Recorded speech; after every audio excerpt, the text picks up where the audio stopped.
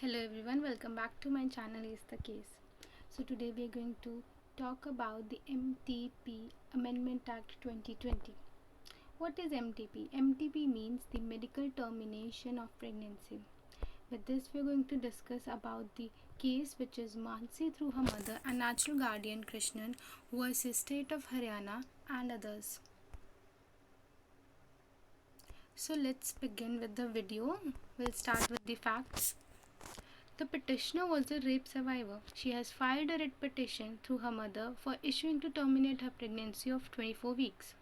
On 23rd of March, the High Court gave directions to the Medical Board of PGIMS to examine her and furnish a report.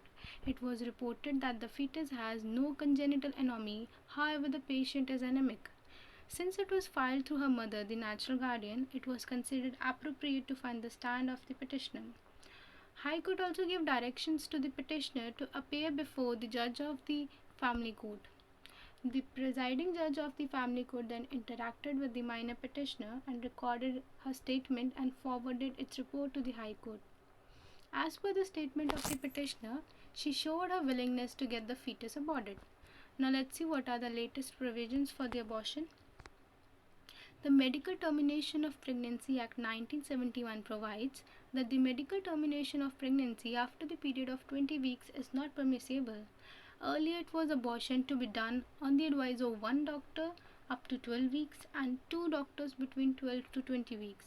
But after few amendments, the upper limit of the medical termination of the pregnancy was extended to 24 weeks from the present limit of 20 weeks. Now it is one doctor up to 20 weeks and two doctors between 20 to 24 weeks for certain categories of women, which include rape victims, victims of incest, differently abled, minors, etc. Unmarried women were also included in this category after the amendment. So let's see the judgment. The petitioner in the present case falls into the preview of the new amendments of the Act.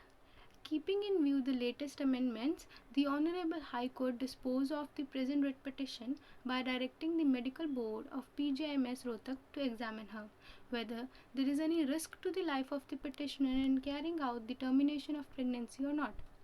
If the board comes to the conclusion that there is no risk to the life of the petitioner, then the medical superintendent of Rohtak will make immediate arrangements for the medical termination of pregnancy of minor petitioner. With this I end up my video. If you like my video, do let me know. Thank you for watching. Don't forget to subscribe, comment and share.